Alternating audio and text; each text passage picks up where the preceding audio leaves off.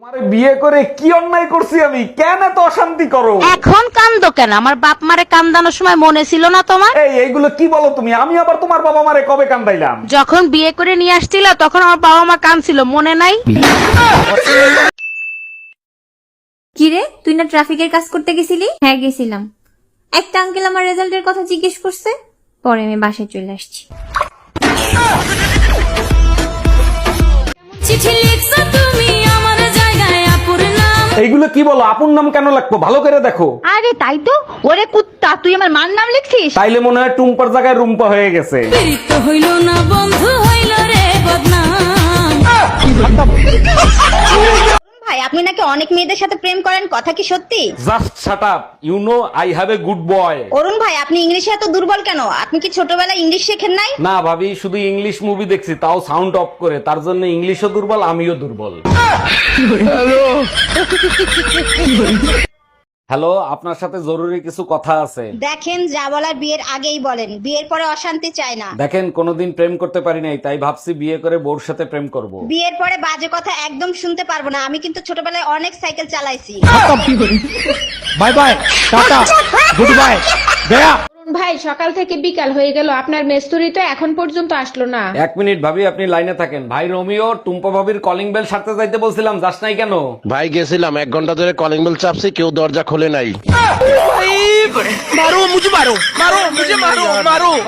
এই পাশের বাড়ি ওইটা তুমি কি ফেলাইলা? লাভ লেটার ফালাইছি, চোট মারানি যারে সকালবেলা টমেটো চাইছি, দেয় নাই। এবার বুঝ। সর্বনাশ, এখন তো আমারে সন্দেহ করবে। আরে অপেক্ষা করো, দেখো কি হয়। আমি জীবনে কোনোদিন কোনো মাইয়ের দিকে ওইভাবে সিগারেট দেখাচ্ছি, চোখ দিছি, তুমি কাও। এই, তোমার ছেলের স্কুল থেকে ম্যাডাম ফোন দিছে, নাও কথা বলো। হ্যালো, দেখেন, আপনার ছেলে স্কুলে এসে সবার সাথে অশান্তি করে, জরুরি আপনি দেখা করেন। আমি কেন দেখা করব? 10 বছর ধরে বউ অশান্তি করতেছে, আমি কি কখনো শ্বশুরে ডাকছি? আমাদের বিয়ে পড়াইছে, কাজী সাহেবকে কত টাকা দিছো? কাজী সাহেব বলল চেহারা বিবেচনা করে যা মনে চায় তাই দেন। আমি শুনতে চাইছি কাজী সাহেবকে কত টাকা দিছো? 100 টাকা দিছি। আমার চেহারা এত খারাপ যে 100 টাকা দিছিস? আর কাজী সাহেব যে 80 টাকা ফেরত দিছে। কি? তোমার নানা এই বয়সেও তোমার নানিরে ডার্লিং বলে ডাকে, ওনাদের ভিতর কি ভালোবাসা একবার দেখো। আরে কিসের ভালোবাসা? নানা নানিরে বাঘের মতো ভয় পায়। 30 বছর আগেই নানা নানির নাম ভুলে গেছে, তাই ডার্লিং কে ডাকে।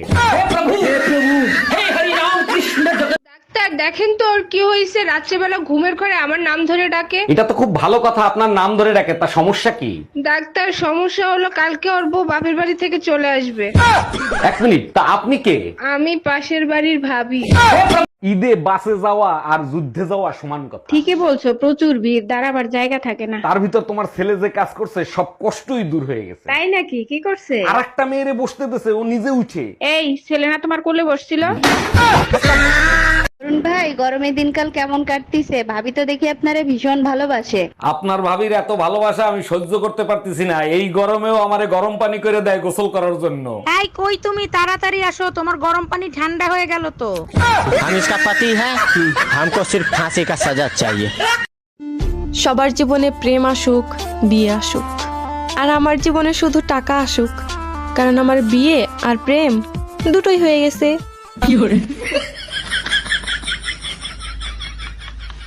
বললাম, আমার ঘরের আমি মেম্বার, পরের মাইয়া চেয়ারম্যান। অরুণ ভাই, বিয়ে করার পরেও শার্টের বোতাম আপনি লাগাচ্ছেন? না ভাবি, আপনি ভুল বুঝতেছেন, এটা আমার শার্ট না, বোর ব্লাউজ।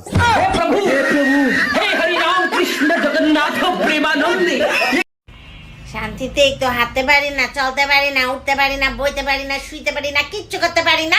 মানুষে নকল কইরা বইব, মানে যা কর্ম ওইটা দেখেই মানুষে নকল করব।